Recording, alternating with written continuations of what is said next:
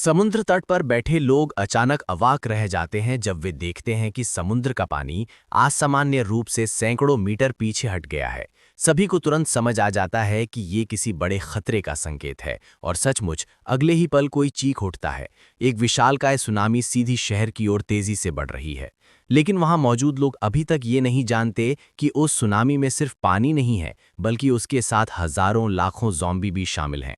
अब सवाल उठता है कि आखिर इतने ज़ॉम्बी आए कहां से? इसका जवाब कहानी के कुछ महीने पहले के घटनाक्रम में छुपा है। दरअसल एक छोटे से द्वीप पर स्थित बायोकेमिकल लैब में घोर लापरवाही से खतरनाक वायरस की बोतल गलती से लीक हो जाती है। जहरीली सफ़ेद धुंध पल भर में पूरे एरिया में फैल जाती है। जो भी उस धुंध के संपर्क में आता है तुरंत ज़ॉम्बी में बदल जाता है। वहां मौजूद हजारों कर्मचारी अपनी जान बचाने के लिए भाग खड़े होते हैं और हेलीकॉप्टर की तरफ दौड़ते हैं। उन्हें उम्मीद होती है कि उनका बॉस उन्हें बचा लेगा, लेकिन बॉस पहले ही मन बना चुका था कि वो सबको छोड़ देगा। वो रिसर्च का डाटा उठाता है, गैस मास्क पहनता है और हेलीकॉप्टर में बैठकर उड़ जाता है। कुछ कर्मचारी आखिरी उम्मीद में हेलीकॉप्टर से लटक जाते हैं। चॉपर जैसे ही हिलने लगता है कई लोग नीचे गिरकर टुकड़े टुकड़े हो जाते हैं। फिर भी कुछ लोग कसकर पकड़ बनाए रखते हैं। तभी बॉस एक हैरान कर देने वाला कदम उठाता है। वो लाल वायरस वाली कैन खोलता है और उसे उन सब पर उड़ेल देता है। वायरस की सांस जाते ही वे सभी तुरंत ज़ॉम्बी में बदल जाते हैं। उनकी पकड़ छूट जाती है और सब नीचे गिरकर खत्म हो जाते हैं। इस तरह बॉस अकेला ही बच निकलता है और पूरे आइलैंड पर हजारों ज़ॉम्बी हमेशा के लिए कैद हो जाते हैं। बॉस को लगता है कि अब समुंदर उन्हें वहीं रोक देगा, लेकिन भूख से बेहाल ये ज़ॉम्बी धीरे धीरे समुंदर में उतरना शुरू कर देते हैं। उसी दौरान दूर समुंदर में 3 लोग मछली पकड़ रहे थे।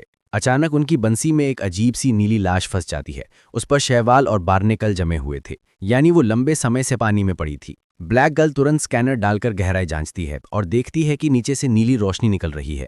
उसे शक होता है कि ये रोशनी शायद उसी लाश से जुड़ी है। वे तीनों किनारे लौटने का निश्चय करते हैं, लेकिन तभी जब ब्लैक गर्ल स्कैनर निकालकर मुड़ती है तो पाती है कि वो लाश गायब है।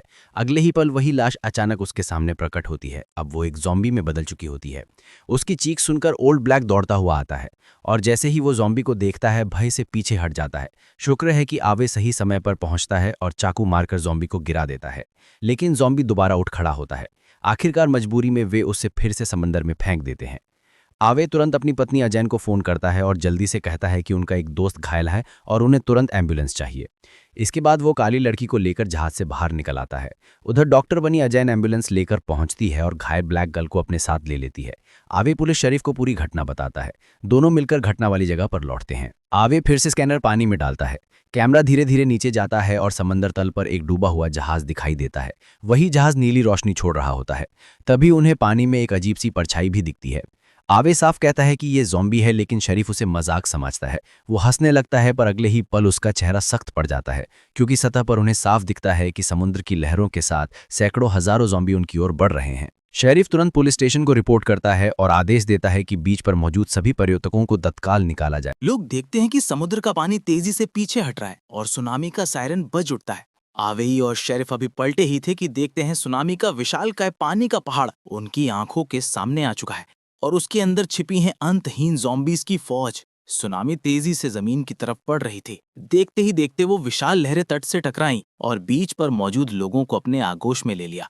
लोग चीखने चिल्लाने लगे, लेकिन किसी के पास बचने का कोई रास्ता नहीं था। उसी पल शरीफ और उनकी जहाज भी इस सुनामी की लपेट में आ गई। वो चाह कर भी इस कहर से नहीं बच पाए। कुछ ही पलों में सुनामी ने सब कुछ तहस नहस कर डाला। जो जगह कुछ देर पहले तक खुशियों और चहल पहल से भली हुई थी, अब वहां सिर्फ पानी, तबाही और खामोशी रह गई थी। समुंदर शांत हुआ, लेकिन रेत पर चारों तरफ सिर्फ ज़ॉम्बीज़ बचे थे। हालांकि किस्मत से दोनों मुख्य किरदार जिंदा थे।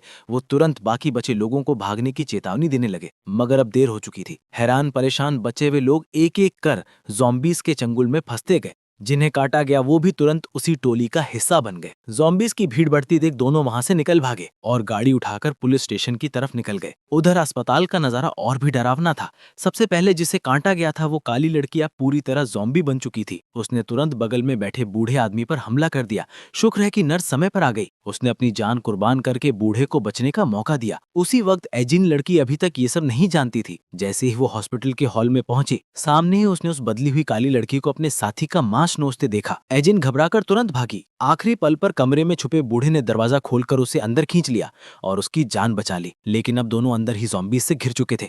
कंप्यूटर से उसने पता लगाया कि समुद्र में डूबी जो जहाज मिली थी वो असल में एक फार्मा कंपनी की थी और ये जहाज 2.5 साल से लापता थे। यानी इन ज़ॉम्बीज़ के पीछे उस कंपनी का हाथ हो सकता है। इधर पुलिस स्टेशन के दरवाजे पर ज़ॉम्बीज़ की भीड़ लगातार बढ़ रही थी। शीशे टूट चुके थे, अब भागना ही एक रास्ता बचा था। दोनों सीधा पहुंचे आर्मरी रूम, यानी हथियारों का गोदाम, जहां लोकल गैंग से जब्त किए गए ढेरों हथियार रखे थे। एक छोटी फौज को तैयार करने भर का जखीरा। दोनों ने हथियार उठाए, उस बंधे हुए गद्दार आदमी की परवाह नहीं की और शील्ड पकड़े बाहर निकल भागे। सामने ज़ॉम्बीज़ की भीड़ देखकर चाकू भाई ने बिना टाइम गंवाए रॉकेट लॉन्चर निकाला और धमाका कर दिया। पूरा झुंड हवा में उड़ गया। सारे ज़ॉम्बीज़ मारे जा चुके थे, लेकिन असली डर अब शुरू हुआ। समंदर में से एक और नई नहर उठी और उसमें छुपे थे हजारों नए ज़ॉम्बीज़। इन्हें मारना नामुमकिन था। दोनों के चेहरे पर अब सिर्फ एक ही चिंता थी, अपने परिवार को ढूंढना और बचाना। उधर जैसे ही वो दोनों वहां से गए, पीछे बंधा गद्दार चुपके से चाबी उठा भाग निकला। लेकिन भाग्य ने भी उसे सबक सिखाया। उसकी ही ज़ॉम्बी बनी गर्लफ्रेंड दरवाजे पर आ खड़ी हुई और देखते ही देखते वहीं उसे मार गई। गोदाम में अवई की बेटी अपने घायल बॉयफ्रेंड कुनकुन के साथ बदहवासी में भाग रही थी। पीछे ज़ॉम्बीज़ लगे थे। तभी उन्होंने आगे एक कार में बैठे आदमी को देखा जो म्यूजिक सुन रहा था। लड़की ने तुरंत मदद मांगी। वो आदमी बड़ा जोशीला निकला, दोनों को गाड़ी में बिठाया और खुद हीरो बनने की कोशिश करने लगा। पर नतीजा वही निकला जो निकलना था। ज़ॉम्बीज़ ने उसे वहीं खत्म कर दिया। लड़की ने तुरंत गाड़ी स्टार्ट करने की कोशिश की, मगर इंजन बार बार फेल हो रहा था। अपने प्यार को बचाने के लिए कुनकुन ने खुद को बलिदान करने का फैसला लिया। वो गिटार लेकर गाड़ी की छत पर चढ़ गया और वो धुन बजाने लगा जिससे उसने 2.5 साल से सीखा था। और सच में पूरा ज़ॉम्बी झुंड उसकी तरफ खिंच गया। सारे ज़ॉम्बीज़ उस रहस्यमयी म्यूजिक की तरफ खिंच गए थे। इसी मौके का फायदा उठाकर सुनहरी बालों वाली लड़की पुलिस अफसर डॉन सर से जा मिली। डॉन सर की कवर फायरिंग में वो सकुशल बच निकली, लेकिन तभी बेचारा कुनकुन अपने फैन छोटे ब्लैक की दीवानगी का शिकार हो गया। मजाक नहीं, इस बार कुनकुन ने सच्चे हीरो वाली हिम्मत दिखाई। कार में बैठ के ही गोल्डन हेयर गर्ल ने डॉन सर को बताया कि उसकी मां डामी अभी भी हॉस्पिटल में फंसी हुई है। तीनों फौरन गाड़ी मोड़कर हॉस्पिटल पहुंचे, लेकिन हॉस्पिटल के गेट पर पहले ही हजारों ज़ॉम्बी घेर चुके थे। डॉनर ने मोर्चा संभाला और सबको अंदर पहुंचाया। दरवाजा बंद करके ज़ॉम्बियों को बाहर रोक दिया। अजीब ये था कि हॉस्पिटल के कॉरिडोर में एक भी ज़ॉम्बी नहीं मिला। गोल्डन हेयर गर्ल ने फोन उठाकर मां से बात करने की कोशिश की, लेकिन उस आवाज ने ज़ॉम्बियों को खींच लिया। डॉन सर और कुनकुन को तुरंत फाइट करनी पड़ी। ज़ॉम्बियों की भीड़ बहुत ज्यादा थी। डॉन सर ने झट से पास पड़ी हाई वोल्टेज केबल पकड़ी और सीधे ज़ॉम्बी पर गाड़ दी। तभी चिंगारियां उड़ी और पूरे झुंड के झुंड ज़ॉम्बी वहीं ढेर हो गए। उधर कमरे में फोन पर बात कर रही गोल्डन हेयर गर्ल पर भी अचानक एक ज़ॉम्बी टूट पड़ा। उसने तुरंत पास पड़ी चाकू उठा ली और वार कर दिया। आवाज सुनकर डामी और छोटा ब्लैड भी वहां पहुंच गए और आखिरकार माँ, बेटी और कुनकुन सब फिर से मिल गए। दूसरी ओर पुलिस अफसर की बेटी यानी कर्ली हेयर गर्ल ज़ॉम्बियों से भागते भागते एक बड़े से मेंशन तक जा पहुंची। वो जान बचाने के लिए चिल्लाई, दरवाजा खोलो प्लीज। अंदर मौजूद शख्स साइंटिस्ट ज़ॉम्बी लॉर्ड ने चेक किया कि लड़की को काटा तो नहीं गया है, फिर गेट खोला। लेकिन अजीब ये था कि उसके कमरे के अंदर एक ज़ॉम्बी को बांध कर रखा गया था। एंड इधर हॉस्पिटल में सब मिल चुके थे।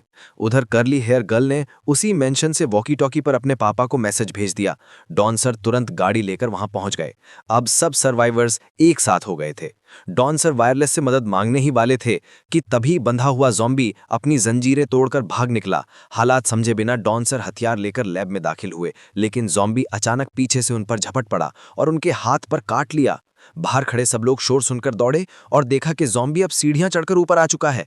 जगह बहुत तंग थी, सबको समझ नहीं आ रहा था क्या करें। इसी बीच ज़ॉम्बी लॉर्ड ने अपना इलेक्ट्रिक शॉकर निकाला और ज़ॉम्बी को जोर का झटका दे मारा। ज़ॉम्बी वहीं बेहोश गिर पड़ा।